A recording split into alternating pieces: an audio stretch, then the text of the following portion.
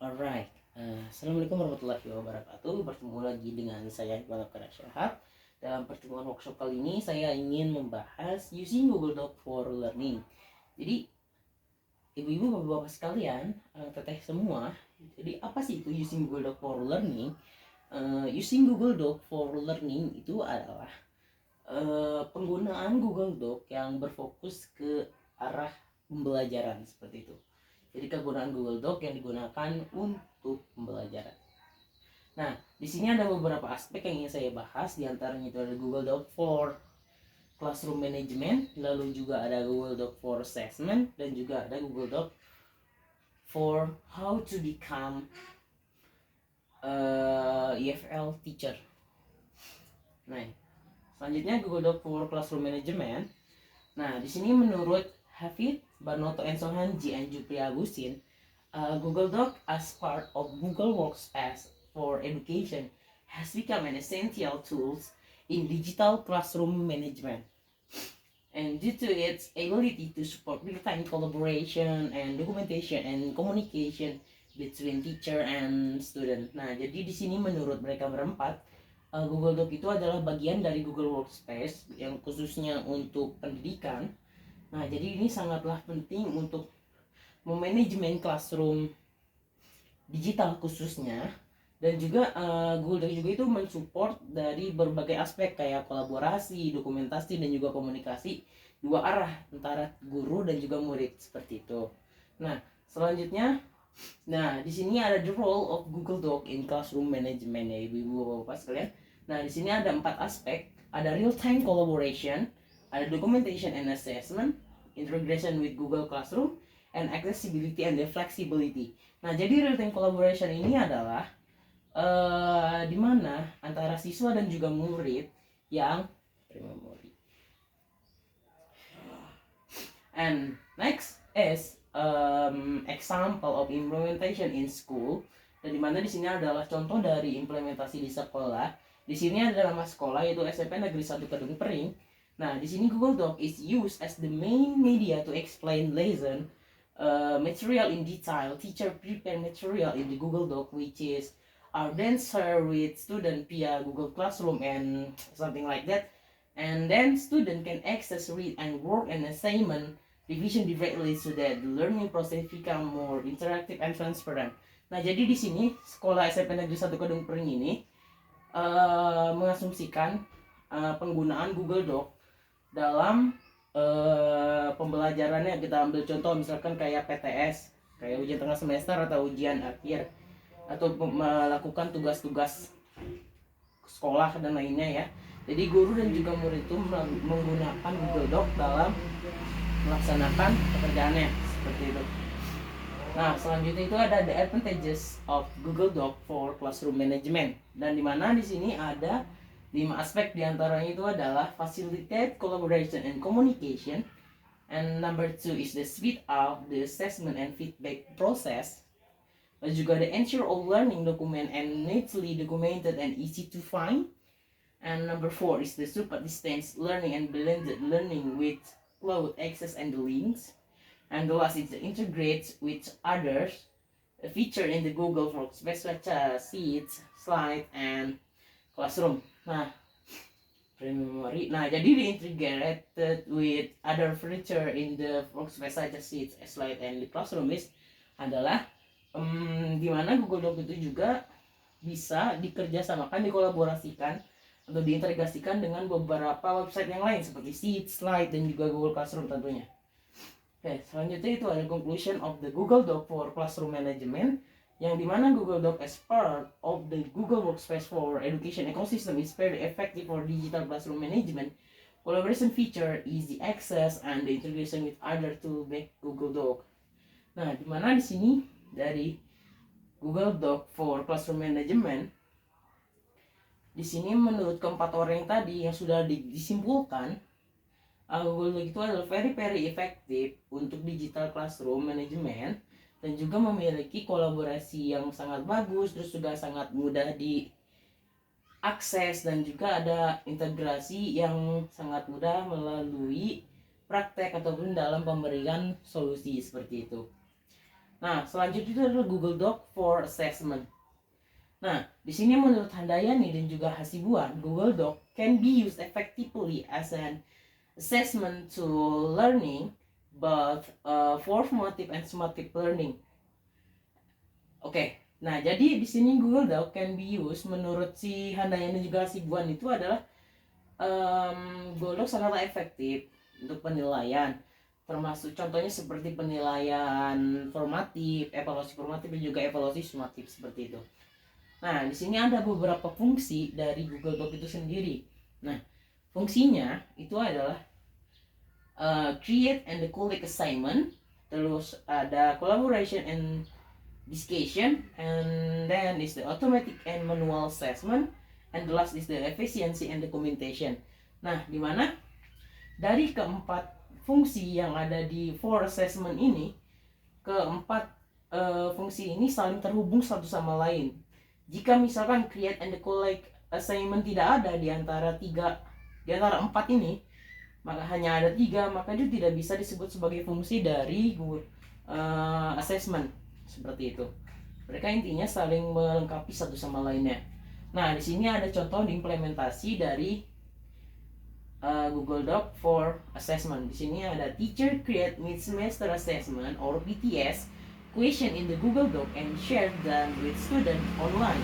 Nah, di sini maksudnya si guru menggunakan Google Dokumen untuk melakukan ujian tengah semester. Jadi guru itu memberikan tugasnya, PTS-nya di Google Doc dan di-share ke murid-muridnya menggunakan Google Classroom. Seperti tadi yang saya bilang, Google Doc juga bisa dikolaborasikan dengan beberapa website seperti itu. Nah, selanjutnya itu the benefit of Google Doc for Assessment. Nah, di sini ada beberapa keuntungan dari Google Doc untuk assessment, khususnya seperti support essay, terus project, dan juga kolaborasi assessment. Dan juga nomor 2 itu adalah facilitate providing direct and personal feedback. And number 3 can be integrated with Google Classroom for more structured assignment, management, and assessment. And lalu ada nomor 4, facilitate documentation and tracking of student progress over time. Nah, selanjutnya ada conclusion tentunya dari Handayani dan juga Hasibuan, di mana Google Doc for Assessment itu adalah Google Doc is very effective as an assessment medium, especially for essay assignment, project, and the collaborative assessment. For automated assessment such as quizzes, Google Form. Nah, kalau Google Form itu seperti bagian dari Google Doc Sheet. Nah, lalu ada the use of Google Doc and Google Form together can increase the efficiency, transparency, and the quality of assessment in online and offline learning. Seperti itu. Nah, bagaimana sih untuk menjadi EFL teacher use the Google Doc? Dalam menggunakan Google Doc untuk menjadi guru, atau ya EFL itu mencakup global ya, bisa dibilang English Foreign Language. Oke. Nah, bagaimana caranya? Di sini ada 4 poin. 4 poin penting, ada key point dari Google, dari how to become EFL teacher. Di sini ada 4 poin, yaitu ada collaborative writing and discussion, providing interactive material, lalu enhancing digital literacy and language skill, and efficient classroom management. Yang dimana keempat poin ini mereka saling melengkapi satu sama lainnya, seperti tadi contoh fungsi dari assessment, Google Doc for Assessment. Di situ ada keempat poin yang bisa saling melengkapi satu sama lainnya. Nah, di sini juga sama, ada 4 poin. 4 poinnya itu mereka saling melengkapi satu sama lain. Nah, kalau misalnya collaborative writing and discussion tidak ada, providing interactive material, karena secara otomatis providing yang kolaboratif itu mereka satu sama lainnya sama. Tapi jika misalnya kolaborasi tidak ada, ini tidak bisa digunakan. Seperti itu.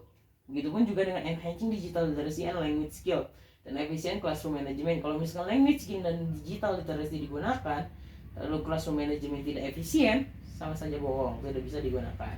Seperti itu. Nah, this the conclusion all the material dari classroom management, assessment, and how to become EFL teacher.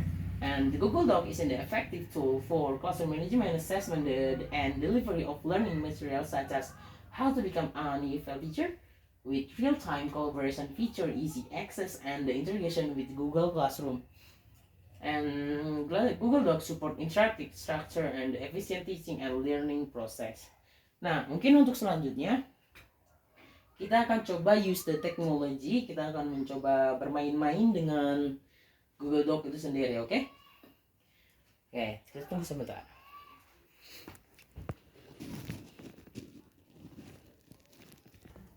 Alright, kita coba use the technology. Kita keluar dulu ya dari PowerPoint ya. Kita coba. Oke, di sini sudah ada. Kita sudah masuk ke Google Doc. Kita mulai lagi dari awal mungkin ya.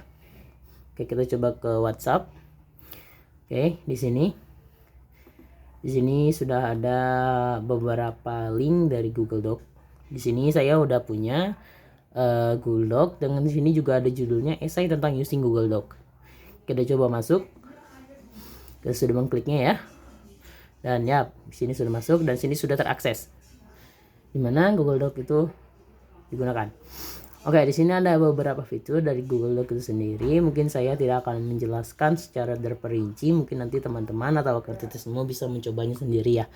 Mungkin saya akan menjelaskan atau menggunakannya mungkin dengan dasar-dasarnya saja. Oke, di sini ada mulai dari font. Font tentu saja seperti biasa ada beberapa macam font di sini. Ya, semuanya pada dasarnya hampir sama ya dengan Microsoft Word. Google Doc itu sendiri. Di sini ada Times New Roman, Arial, Montserrat, dan something like that, ada Calibri tentunya ya. Tapi kita akan menggunakan Times New Roman seperti biasanya dan juga kita menggunakan ukuran fontnya itu adalah 12. Di sini udah ada 12. Di sini seperti biasa ada bold, ada miringkan, ada garis bawahi, diwarnai teksnya, dan juga menggunakan warna sorotan. Nah, di sini ada beberapa fitur lainnya, seperti sisipkan link. Misalkan kalau misalkan ada link yang mau disisipkan nih, kita mengambil link dari Google misalkan, masukkan link ini, misalkan biasanya buat digunakan untuk reference. Nah, kita bisa masukkan link ini dari sini, sisipkan link, Ctrl K. Ada perintahnya kalau misalkan menggunakan PC atau gunakan laptop, biasanya tinggal diketik saja menggunakan keyboard itu menggunakan Ctrl K, ataupun menggunakan untuk tambahkan komentar. Nah, biasanya the teacher or administrator atau admin. Nah, di sini dia menggunakan misalkan nih kan di sini udah ada nih paragraf. Nah, misalkan di bold. Nah, sudah kita melakukan komentar di sini. Tuh, beri komentar, tambahkan orang lain dengan hashtag @ dan lain-lainnya seperti itu. Nah, selanjutnya ada juga sisipkan gambar. Contohnya kita ini dulu, misalkan mau sisipkan gambar, kita ambil random saja ya di laptop saya. Harusnya ada beberapa gambar random.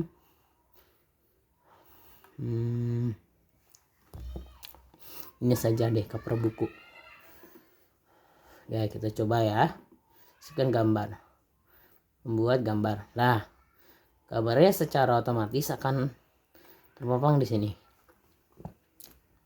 Seperti itu. Ada. Oke, kita hapus lagi.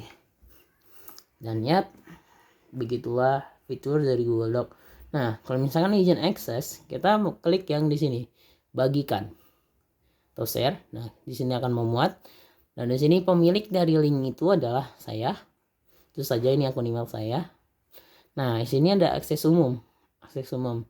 Ketika ingin membuka akses link untuk siapa saja yang agar bisa masuk, kita buka di sini. Nah, di sini ada dibatasi. Ada siapa saja yang memiliki link. Kita memilih sini aja. Siapa saja yang memiliki link. Nah, di sini sudah dapat pastikan siapa saja bisa masuk. Nah, di sini kita pengen misalkan si orang pertama ini dan orang kedua ini pengen menjadi pelihat saja. Kita menjadi pelihat saja. Dia tidak bisa melakukan apa-apa selain hanya melihat. Ataupun ingin menjadi pengomentar. Nah, tinggal diatur-atur saja aksesnya di sini. Seperti itu. Nah, ataupun misalkan tidak ingin membuka akses umum ya. Hanya ingin berbagi untuk beberapa orang saja. Di sini ada tambahkan orang, grup atau acara kalender. Misalkan kayak di sini. Tinggal masukkan akun email dari orang yang ingin kamu ajak bergabung di Google Doc kamu. Misalkan siapa? Misalkan Kelvin Putra underscores apa misalkan kayak gitu. Nah, cara misalkan memiliki linknya, kita tinggal klik ini saja, salin link. Link sudah disalin. Lalu misalkan mau berbagi via WhatsApp saja, nih di sini. Sorry. Nah, di sini tuh sudah ada. Dan langsung sudah ada judulnya, esai tentang Google Doc, seperti itu. Kita kirim saja.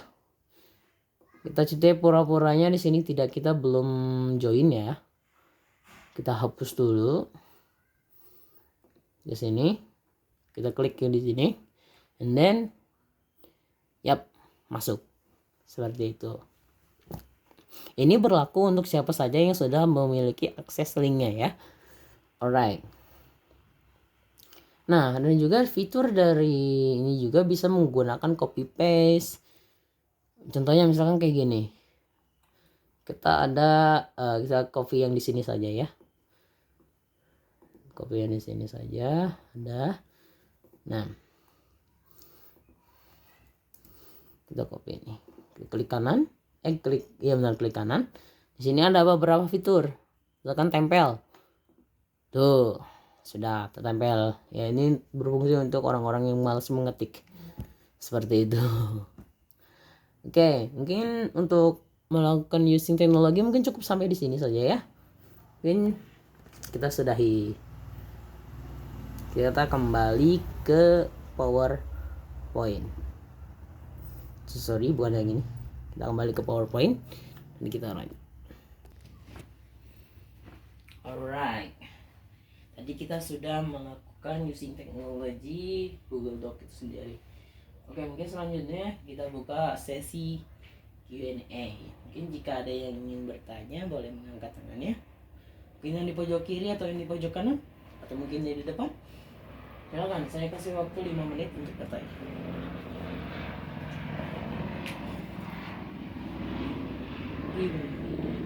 Oke, mungkin sesi Q&A-nya sudah selesai.